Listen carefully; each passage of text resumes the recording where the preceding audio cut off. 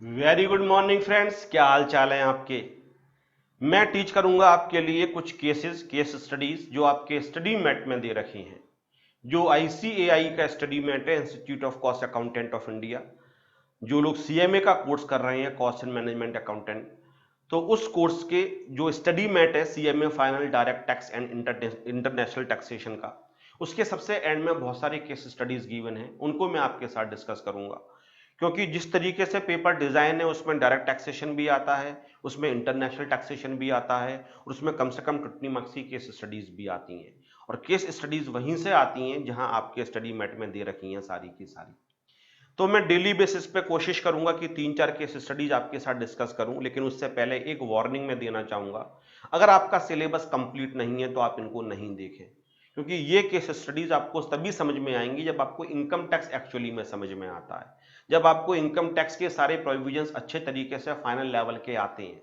कभी असेसमेंट से related case होगा, कभी अपील्स एंड रिवीजन से रिलेटेड होगा, कभी सर्च असेसमेंट से होगा, कभी सर्च एंड सीजर से रिलेटेड होगा, कभी इंटरनेशनल टैक्सेशन से रिलेटेड होगा, कभी पीजीपीपी से रिलेटेड होगा, कभी कैपिटल गेन से होगा, कभी अमलमेशन से होगा, कभी सेलम सेल से होगा। तो जब आपको ये टॉपिक्स ही नहीं पता है तो आप इन केसेस को कैसे कर सकते हो। इसलिए केसेस हमेशा एंड में करवाई जाती हैं। जो कुछ स्पेसिफिक केसेस होते हैं जो किसी एक स्पेसिफिक टॉपिक पे डिपेंड करते हैं, वो तो वहीं टीच कर दो टॉपिक के साथ, या फिर जनरली आप पूरा सिलेबस करवाने के बाद स्टडी करो तो आपको ज्यादा समझ में आएंगे। तो मेरी एडवाइस यही है कि इन केसेस को आप तभी देखें जब आपको पूरा सिलेबस आता है, आप पेपर देने के लिए तैयार हैं, तब आप सारी बातों को रिलेट कर पाओगे और आपको समझ में आएगा ये केसेस क्या कह रहे हैं। तो पहला केसेस है CIT versus equinox solutions private limited. 2017 में सुप्रीम कोर्ट ने डिसीजन दिया था। जब भी आप कोई केस सबसे पहले रेज होता है तो पहले कमिश्नर अपील्स के सामने आता है। अपील्स रिविजन्स में मैंने बहुत दिल लगा के आपको पढ़ाया था। कमीशन अपील्स के बाद नेक्स्ट अपीलेट अथॉरिटी होती है ITAT, income tax appellate tribunal, वहां जाता है। उसके बाद हाई कोर्ट, उसके बाद सुप्रीम कोर्ट, जो एपेक्स कोर्ट है, सबसे बड़ा कोर्ट है, उसके बाद केस सेटल हो जाता है। सुप्रीम कोर्ट के डिसीजन को केवल पार्लियामेंट ओवरराइड कर सकती है, एक्ट पास करके, अमेंडमेंट करके, अदरवाइज सुप्रीम कोर्ट का एक्ट ऑल ओवर इंडिया प्रिवील करेगा। तो ये जो केस है इसमें सबसे पहले मैं बताता हूं, if an undertaking sold as running business. Undertaking is sold, एक एक बात को समझने की कोशिश करना। Undertaking is sold as a running business with all assets and liabilities for slump price. Slump price का मतलब हो गया for one consideration, lump sum consideration. No part of the consideration can be attributed to depreciable assets and assessed as a short term capital gain under section 50 subsection 2। ये बहुत प्यारा case है। देखो जो नीचे लिखा है वो तो मैं आपको पढ़वा ही दूंगा, लेकिन पहले आप मेरी बातें सुनो जो मैं आपको बता रहा हूं। जब आप किसी बिजनेस के ब्लॉक को बना रहे होते हो, मैं सेक्शन 50 की बात करता हूं। एक सेक्शन 50 होता है और एक सेक्शन 50 बी होता है। जो 50 बी होता है वो कैपिटल गेन निकालने का तरीका होता है अगर सिलम सेल होती है तब। अब आपको सिलम सेल आना चाहिए तभी ये केस आपको समझ में आएगा। और सेक्शन 50 वो होता है, वो डेप्रिसिएशन निकालने का तरीका होता है, कैपिटल गेन निकालने का तरीका होता है on depreciable assets. Capital gain on depreciable assets in general होता है। और 50 भी तब लगाते हैं जब स्लम सेल में पूरा का पूरा ब्लॉक बेचा जाता है। तो ये असेसिए जो कंपनी थी इक्विनॉक्स सॉल्यूशंस प्राइवेट लिमिटेड, इसने अपनी पूरी यूनिट के लिए सेल कर दिया for a lump sum consideration without assigning the values to individual assets और लायबिलिटी। ये स्लम सेल की डेफिनेशन में पढ़ा है। अगर एक पूरी यूनिट या अंडरटेकिंग को आप सेल कर देते हो without assigning the values to the individual assets and liabilities for a lump sum consideration, उसको कहा जाता है स्लम सेल। ये बात आपको अच्छे तरीके से पता है। और जब भी स्लम सेल होती है तो कैपिटल गेन निकालने का एक स्पेसिफिक तरीका होता है जो सेक्शन 50 में गिवन है, ऐसे ही निकालना चाहिए। और 50 बी में जब कैपिटल गेन निकाला जाता है तो शॉर्ट टर्म या लॉन्ग टर्म होगा। ये इस बात पर डिपेंड नहीं करता है कि इंडिविजुअल एसेट्स को आपने कितने टाइम के लिए होल्ड किया था, कि आप पूरी यूनिट के लिए बेच रहे हैं तो वहां पे ये करते हैं कि बिजनेस को ओन करते हुए कितना टाइम हुआ है एसएससी के लिए। अगर बिजनेस को ओन करते हुए 36 मंथ्स या उससे 36 मंथ से ज्यादा हो चुके हैं तो हम बोलेंगे लॉन्ग टर्म कैपिटल गेन, और 36 मंथ्स या उससे कम हुए हैं तो बोलते हैं शॉर्ट टर्म कैपिटल गेन। लेकिन सेक्शन 50 के अंदर जब हम ब्लॉक के थ्रू कैपिटल गेन निकालते हैं, जो आपको पढ़ाया था ब्लॉक की वैल्यू जीरो हो जाती है, उसमें हमेशा शॉर्ट टर्म कैपिटल गेन होता है, क्योंकि उसमें हम पूरे बिजनेस को नहीं बेचते हैं, उसमें हम एक दो एसेट्स को बेचते हैं, हम ब्लॉक की वैल्यू जीरो करते हैं। आई होप अब आपको डिफरेंस समझ में आ रहा होगा। तो इस केस में जो असेसी कंपनी है उसने क्या किया, अपने पूरे बिजनेस के लिए सेल किया, पूरी यूनिट के लिए सेल किया फॉर ए लमसम कंसिडरेशन, और सेक्शन 50 बी के अकॉर्डिंग कैपिटल गेन निकाला, क्योंकि ओन करते हुए 6 साल हो गए थे, इसलिए निकल के आया लॉन्ग टर्म कैपिटल गेन, और उसने स्लम सेल के प्रोविजंस लगाई। लेकिन असेसी ने कहा नहीं, ऐसे कैपिटल गेन नहीं निकालोगे, आपने पूरे ब्लॉक की सारी एसेट्स को बेच दिया, आपने ब्लॉक की सारी एसेट्स को बेच दिया, तो ब्लॉक एम्प्टी हो गया, और ब्लॉक एम्प्टी हो गया इसका मतलब जो क्लोजिंग डब्ल्यूडीवी थी वो निल हो गई। तो मैं इस तरीके से जो 50 सबसेक्शन 2 में दे रखा है उस तरीके से कैपिटल गेन निकालूंगा, और मैं आपका शॉर्ट टर्म कैपिटल गेन निकालूंगा, मैं स्लम सेल के तरीके से नहीं निकालूंगा, क्योंकि सेक्शन 50 में भी लिखा हुआ है all the assets of the block are transferred, तब भी तो ब्लॉक की वैल्यू जीरो हो जाती है, और जब ब्लॉक की वैल्यू जीरो हो जाती है तो शॉर्ट टर्म कैपिटल गेन निकाला। उसने कहा मैं स्लम सेल का जो सेक्शन है 50 बी वो नहीं लगाऊंगा, मैं तो ये मानूंगा कि ब्लॉक ऑफ एसेट्स की सारी एसेट्स को बेच दिया गया, इसलिए डब्ल्यूडीवी निल हो गई, इसलिए short term capital gain section 50 subsection 2 के अकॉर्डिंग निकालूंगा, सेक्शन 50 बी के अकॉर्डिंग नहीं निकालूंगा। अब ये केस आपको डेफिनेटली समझ में आएगा। Assessee company was engage in the business of manufacturing sheet metal components at Ahmedabad. कोई खास इंफॉर्मेशन नहीं है, आगे शुरू होती है सोल्ड हिज एंटायर बिजनेस। इस एंटायर को अगर पकड़ लोगे तो एग्जाम में गलत नहीं करोगे। उसने सारी एसेट्स नहीं बेची, सारा बिजनेस ही बेच दिया। डिफरेंस समझना, बिजनेस चल रहा है और ब्लॉक की सारी एसेट्स को बेच दो तो आप ये नहीं कहोगे हमने बिजनेस बेच दिया, ये स्लम सेल नहीं होगा। लेकिन बिजनेस ही बेच दिया तो ऑब्वियसली सारी एसेट्स भी बेचोगे, सारी लायबिलिटीज भी बेचोगे। अब ये नहीं कहोगे कि हमने सारी एसेट्स बेची, अब बोलोगे सारा बिजनेस बेचा। इन दोनों टर्म्स में डिफरेंस समझ लेना। जब ये कहते हो सारी एसेट्स बेच दी तो आप सेक्शन 50 की बात कर रहे हो, जब आप कहते हो सारा बिजनेस बेच दिया तो आप 50 बी स्लम सेल की बात कर रहे हो। तो लिखा है sold his entire business in one go with the all its assets and liabilities to another company and claimed the sale to be the slum sale in the nature of long term capital gain as the undertaking was owned by SSE for almost 6 years.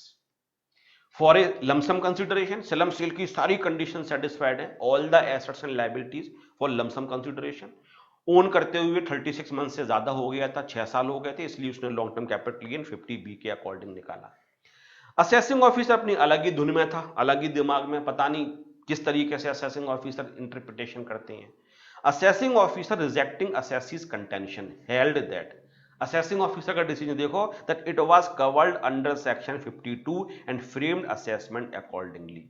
Assessing officer ने कहा कि हम ये नहीं मानेंगे कि आपने पूरा बिजनेस बेच दिया, हम ये मानेंगे आपने एक ब्लॉक की सारी एसेट्स बेच दी, इसलिए डब्ल्यूडीवी निल हो गई, इसलिए short term capital gain section 50 में निकालेंगे, हम स्लम सेल्स की प्रोविजंस नहीं लगाएंगे। लॉन्ग टर्म पे वैसे भी कैपिटल गेन कम होता है, शॉर्ट टर्म पे टैक्स का रेट जनरली ज्यादा होता है। आगे चलते हैं। On appeal the commissioner appeals allowed assessees claim, assessee के फेवर में डिसीजन दिया। On further appeals ITAT and high court assessee succeeded. जो 3 अथॉरिटी थी, पहली अथॉरिटी कमिश्नर अपील्स, उसके ऊपर आईटीएटी, फिर हाई कोर्ट, तीनों ने एसएससी के फेवर में डिसीजन दिया। लेकिन डिपार्टमेंट को लगा नहीं हम तो सुप्रीम कोर्ट जाएंगे, वो सुप्रीम कोर्ट तक गए और अपेक्स कोर्ट ने क्या बोला, observe that section 52 would apply. अब सुप्रीम कोर्ट की आप डिसीजन देखना क्या दिया, to any block of asset transferred which assessee was using in running of his business, using in running of his. जब बिजनेस आपका चल रहा होता है तब आप ब्लॉक की सारी एसेट्स को बेच देते हो, ब्लॉक को बेच देते हो, तब 52 लगाया जाएगा, तब ये मानेंगे all the assets of the block are transferred. The apex court, however, opined that where the entire running business was with assets and liabilities is to transfer, entire running business। अब उसने कहा कि आपने रनिंग बिजनेस की, block को नहीं बेचा, running business को ही बेच दिया, रनिंग बिजनेस के ब्लॉक को नहीं बेचा, रनिंग बिजनेस को ही सेल कर दिया। The apex court, however, opined that where the entire running business with assets and liabilities is to transfer in one go, such sale could not be treated as short term capital asset and it is in the nature of long term capital gain। तो ये 52 के according short term नहीं माना जाएगा, 50 B इस पे लगाया जाएगा स्लम सेल का प्रोविजन और इसको लॉन्ग टर्म माना जाएगा। लेकिन आपको समझ में तभी आएगा जब आपको 50 भी समझ में आता है और 50B भी समझ में आता है। यह भी बहुत शानदार केस है। Mother hospital private limited versus CIT 2017 supreme court का केस है। जनरली मैं स्टार्टिंग में सुप्रीम कोर्ट के केसेस ये टीच करूंगा क्योंकि उनकी जो जुरिसडिक्शंस होता है वो ऑल ओवर इंडिया होता है। इसमें क्या था कि एक फर्म थी, फर्म ही है, हाँ, एक पार्टनरशिप फर्म थी, उसके पास एक लैंड था। उनको एक सुपर स्पेशलिटी हॉस्पिटल बनाना था, उन्होंने कंस्ट्रक्शन शुरू किया। उसके बाद उन्हें ऐसा लगा हॉस्पिटल चलाने के लिए कंपनी की रिक्वायरमेंट होगी, तो उन्होंने कंपनी फॉर्म करी और उन्होंने क्या किया कि जो बिल्डिंग थी और वो लीज पे दे दी कंपनी के लिए, लीज पे कंपनी के लिए दे दी। टाइटल सूट अपने पास रखा, लैंड का जो ओनरशिप थी वो अपने पास रखी, लेकिन बिल्डिंग और लैंड को उन्होंने उस कंपनी के लिए लीज पे दे दिया। और लीज का एक पॉइंट ये था कि जितना भी कंस्ट्रक्शन में पैसा लगा होगा वो कंपनी पार्टनरशिप फर्म के लिए पे करेगी। दोबारा सुनो जो मैंने कहा, एक फर्म जिसका बिजनेस था सुपर स्पेशलिटी हॉस्पिटल्स को रन करना, बनाना, उसके पास एक लैंड था, उसके ऊपर उन्होंने एक बिल्डिंग बनाई हॉस्पिटल के लिए। लेकिन बाद में उस फर्म को ऐसा लगा कि वी नीड ए कंपनी, एक कंपनी के थ्रू हम अगर बिजनेस रन करेंगे तो बेटर रहेगा। एक कंपनी फॉर्म की गई। फर्म ने अपना जो बिल्डिंग बनाई थी, कंस्ट्रक्शन किया था, उसको लीज पे दे दिया कंपनी के लिए।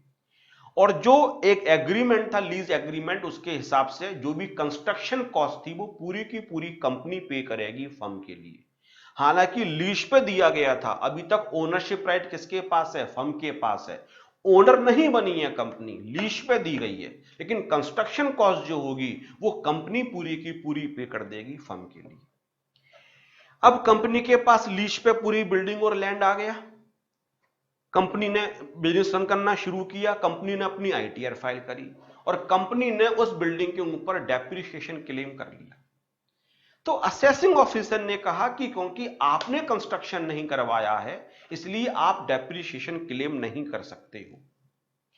तो जो कंपनी असेसी थी उस कंपनी ने कहा देखो ऐसा है, इनकम टैक्स के सेक्शन में लिखा हुआ है साफ साफ कि अगर किसी के पास कोई भी बिल्डिंग एज ए टेनेंट या उसने लेसी की तरीके से ले रखी है और वो उस पर कंस्ट्रक्शन करवाता है कैपिटल नेचर का, तो उस कंस्ट्रक्शन पे, कैपिटल नेचर के कंस्ट्रक्शन पे उसको डेप्रिसिएशन का बेनिफिट मिलेगा। भले ही वो ओनर नहीं है, लेकिन क्योंकि उसने कैपिटल कंस्ट्रक्शन करवाया है कैपिटल नेचर का, इसलिए असेसी को डेप्रिसिएशन का बेनिफिट मिलना चाहिए। तो असेसिंग ऑफिसर ने कहा यह बात बिल्कुल ठीक है जो लिखी हुई है, लेकिन यहां पे कंस्ट्रक्शन आपने कहां करवाया है? कंस्ट्रक्शन तो पार्टनरशिप फर्म ने करवाया था और आपने पैसा रीइंबर्स किया है फर्म के लिए, कंस्ट्रक्शन तो आपने नहीं करवाया है ना। उसका इंटरप्रिटेशन ये कहता है कंस्ट्रक्शन जो टेनेंट या लेसी ने करवाया होगा, आपने नहीं करवाया, फर्म ने करवा के दिया, आपने पैसा रीइंबर्स किया है, इसलिए आपको डेप्रिसिएशन का बेनिफिट नहीं मिलना चाहिए। एक बार और सुनना चाहोगे? दोबारा सुनो। पार्टनरशिप फर्म के पास एक लैंड है, उस पर एक कंस्ट्रक्शन बिल्डिंग करवाई गई हॉस्पिटल रन करने के लिए। फर्म को ऐसा लगा कि कंपनी बना लेते हैं, एक नई कंपनी बनाई गई, जो बिल्डिंग और लैंड था वो लीज पे दे दिया गया। मैं बार बार बोल रहा हूं, ओनरशिप फर्म ने अपने पास रखी, लीज पे दे दिया गया, लेकिन एग्रीमेंट में लिखा गया जो कंस्ट्रक्शन कॉस्ट थी बिल्डिंग की वो कंपनी रीइंबर्स करेगी फर्म के लिए, और वो पैसा फर्म के लिए दे दिया गया। कंपनी ने अपनी ITR में डेप्रिसिएशन क्लेम किया on the cost of the building. Assessing officer ने यह कहा देखो आप बिल्डिंग के ओनर नहीं हो इसलिए डेप्रिसिएशन क्लेम नहीं कर सकते हो। मोरओवर आपने जो कंस्ट्रक्शन है वो खुद नहीं करवाया है। अगर कंस्ट्रक्शन टेनेंट ने करवाया होगा कैपिटल नेचर का तो उस पर डेप्रिसिएशन क्लेम कर सकता है, क्योंकि कंस्ट्रक्शन फर्म ने करवाया था। आपने भले ही पैसे रीइंबर्स करे हैं बट कंस्ट्रक्शन आपने नहीं करवाया था, इसलिए आपको डेप्रिसिएशन का बेनिफिट नहीं मिलेगा। देखते हैं सुप्रीम कोर्ट ने क्या डिसीजन दिया, स्टार्टिंग से पढ़ते हैं। A lessee can not be said to be the owner for the purpose of claiming depreciation and the lessee is entitled to depreciation on the cost of construction incurred by him but not on the cost incurred by the owner and reimbursed by the lessee। अगर लेसी खुद खर्चा करता है construction में तो depreciation मिलेगा। Owner ने खर्चा किया और लेसी ने रीइंबर्स कर दिया तो कंस्ट्रक्शन बाय लेसी नहीं माना जाएगा और डेप्रिसिएशन का बेनिफिट नहीं मिलेगा। पूरा केस के फैक्ट्स देखें। Partnership firm had been constituted by M and his family members. एक पार्टनरशिप फर्म एम और उसके फैमिली मेंबर्स ने कॉन्स्टिट्यूट करी. The said firm owned a land. Firm के पास एक जमीन थी. The purpose of the partnership firm was to run a super speciality hospital and accordingly the firm started construction of the hospital building. यही बात मैंने बताई थी. देयर आफ्टर उसके बाद an agreement was entered into between the firm and the company. Company बनाई गई थी उस हॉस्पिटल को रन करने के लिए. फर्म और कंपनी के बीच में एग्रीमेंट हुआ by which it was agreed that firm would complete the construction of the building. Firm complete करेगी and hand over possession to the same on completion. और कंप्लीट होने के बाद पोजेशन कंपनी को दे देगी. On the condition that the entire cost of construction of the building would be borne by the assessee company. और बाद में जो भी पैसा होगा सारा का सारा वो कंपनी रीइंबर्स कर देगी फर्म के लिए. The assessee company filed its return in which it claimed depreciation on the building part of said property. उसने बिल्डिंग वाले पोर्शन पे डेप्रिसिएशन क्लेम कर लिया. The assessing officer rejected the claim of depreciation and added back the same. उसने जब उसका assessment किया तो उसने डेप्रिसिएशन को डिसअलाउ करके प्रॉफिट को दोबारा इंक्रीज कर दिया, प्रॉफिट में ऐड बैक कर दिया. Building which was constructed by the firm belong to the firm. उसने कहा जो फर्म ने बनाई है वो फर्म से बिलोंग करती है. The title in case of immovable property cannot pass when its value is more than 100 unless it is executed on a proper stamp paper and is also duly registered with the sub registrar. duly registered. उसने कहा कि अगर किसी property की cost 100 रुपए से ज्यादा है तो उसका ट्रांसफर तभी होता है जब स्टैम्प पेपर पर ट्रांसफर किया जाए और रजिस्ट्रार एंड सब रजिस्ट्रार के संग प्रॉपर तरीके से रजिस्टर्ड किया जाए, मतलब जो सेल करने का तरीका होता है. Nothing of the sort took place. और इस केस में जो हुआ था ऐसा नहीं हुआ था. आपने ओनरशिप राइट को ट्रांसफर नहीं किया है, आपने केवल लीज पे दिया है, ओनरशिप ट्रांसफर नहीं हुआ है. In the absence thereof. और क्योंकि टाइटल सूट अभी तक फर्म के पास है, ओनरशिप अभी तक फर्म के पास है, कंपनी के पास नहीं है. It could not be said the assessee had become the owner of the property. और कंपनी को हम ओनर नहीं मान सकते. कंपनी को ओनर नहीं मान सकते हैं तो डेप्रिसिएशन का बेनिफिट नहीं मिलना चाहिए. लेकिन कंपनी एक बात कह रही है, कंस्ट्रक्शन कॉस्ट मैंने रीइंबर्स तो कर दी है. टेनेंट अगर कंस्ट्रक्शन खुद करवाता है, मैंने खुद नहीं करवाया तो मैंने कंस्ट्रक्शन कॉस्ट को रीइंबर्स कर दिया. सुप्रीम कोर्ट ने क्या कहा? Further the court held that it is only when assessee holds a lease right or other right of occupancy and any capital expenditure incurred by it. Supreme court ने कहा कि जब assessee किसी भी property को लीज पे या as a tenant के तरीके से होल्ड कर रहा है और कैपिटल एक्सपेंडिचर खुद करवाता है बाय इट ऑन कंस्ट्रक्शन और रिनोवेशन और improvement of building, assessee would be entitled to depreciation to the extent of such expenditure incurred. तो असेसी जो लेसी होगा, जो भी खर्चा उसने खुद किया होगा बाय इट, उस पर डेप्रिसिएशन क्लेम कर सकता है. However where construction is carried only by owner lessor. लेकिन अगर आपने construction is carried out by owner lessor and expenditure is only reimburse by assessee Lesi.